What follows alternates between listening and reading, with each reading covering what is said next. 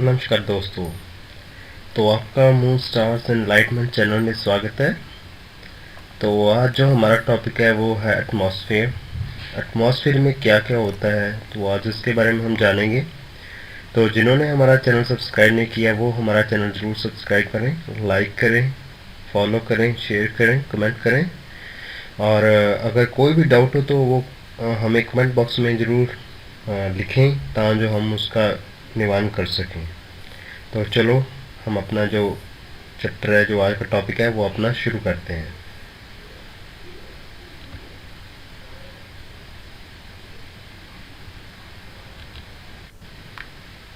तो चलो आज हम हमारा अपना जो टॉपिक है वो शुरू करते हैं, जिसका नाम है एटमॉस्फेयर।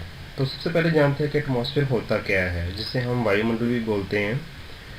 तो वायुमंडल जो होता है वो पृथ्वी के चारों तरफ व्याप्त गैसीय आवरण को वायुमंडल कहते हैं। तो जो बेसिकली है जो 5 भागों में बंटा होता है, 5 भागों में से हम डिवाइड करते हैं। जो हमारा वायुमंडल है वो 5 लेयर्स में बांटा हुआ है, जैसे हमने प्रीवियस में देखा था। तो यहाँ पे हम आपको बताएंगे वो कौन कौन से लेयर्स हैं जिनमें जो हमारा वायुमंडल है वो बांटा हुआ है। ये क्वेश्चन काफ़ी इम्पोर्टेंट है, ये एग्ज़ाम में काफ़ी आता है।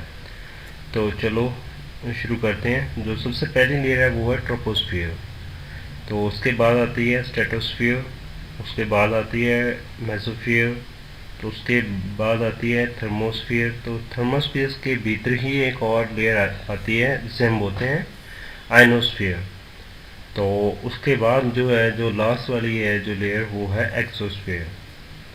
तो ये इम्पॉर्टेंट है क्वेश्चन, ये आप अपने माइंड में जो लेयर्स हैं उनको बिठा लीजिए कि ये लेयर्स के बारे में हम और भी डिटेल में जानेंगे, वो आगे बताएंगे हम।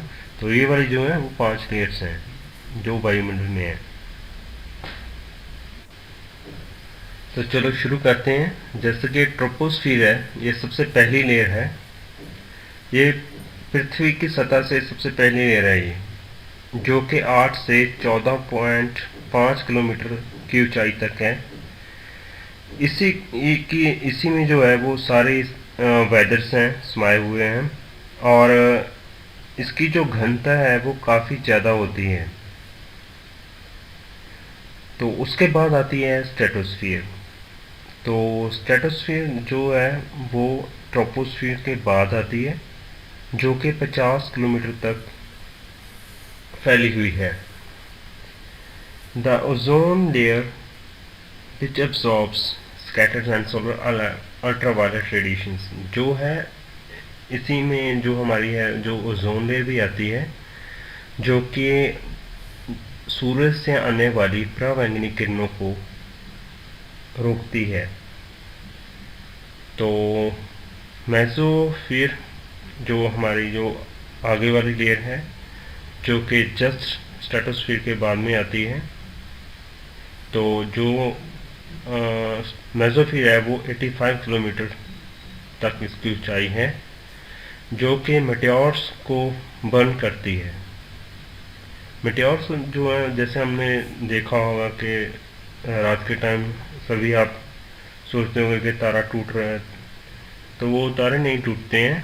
तो वो मेटेओर्स होते हैं जो पृथ्वी की ओर आते हैं और इस लेयर में आके वो बर्न हो जाते हैं, नष्ट हो जाते हैं।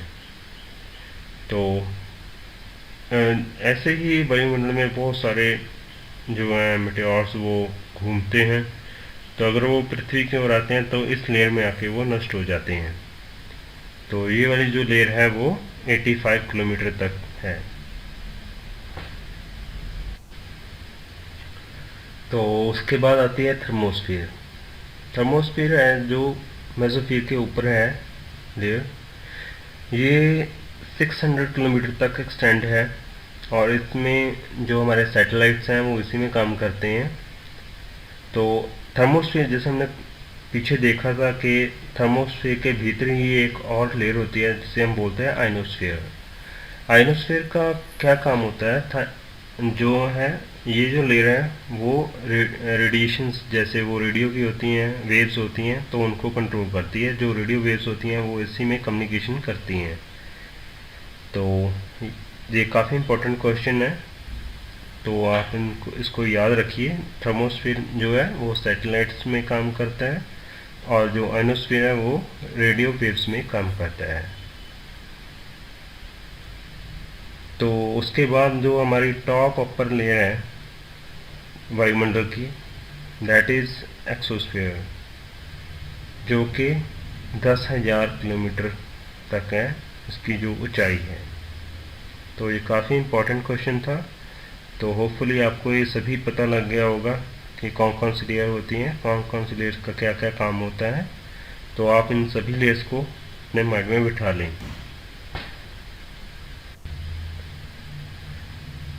तो चलो, हमने जो है लेयर्स के बारे में काफ़ी डिस्कस कर लिया। तो आज हम आपको एक उसकी ट्रिक बताते हैं कि आप उसको कैसे याद रख सकते हो। सिंपल ट्रिक है, क्योंकि ये इम्पोर्टेंट है क्वेश्चन। काफ़ी सभी एग्ज़ाम में ये आता ही आता है कि कौन कौन सी वायुमंडल में कौन कौन सी लेयर हैं, तो इस लेयर का क्या काम है, इस लेयर का क्या काम है, तो आप उसको कैसे याद रख सकते हो और सीक्वेंस वाइज उसको कैसे याद रख सकते हो। तो आपको सिंपल याद रखना है, trust me in the exam. तो ट्रस्ट मीन्स, जैसे आप देख रहे हैं वो ट्रोपोस्फीयर है, टी आर ट्रस्ट से बना है। S T means stratosphere, M E means mesosphere, the means thermosphere, I N means ionosphere. तो आयनोस्फीयर किस में आती है? थर्मोस्फीयर में। तो एग्ज़ाम मीन्स एक्सोस्फीयर। तो काफ़ी ये इम्पोर्टेंट था। तो आप इसको सिंपल ट्रिक को याद रखें और एग्ज़ाम में ये आपके लिए काफ़ी हेल्पफुल होगी। Thanks for watching this video and stay in touch with us. Thank you.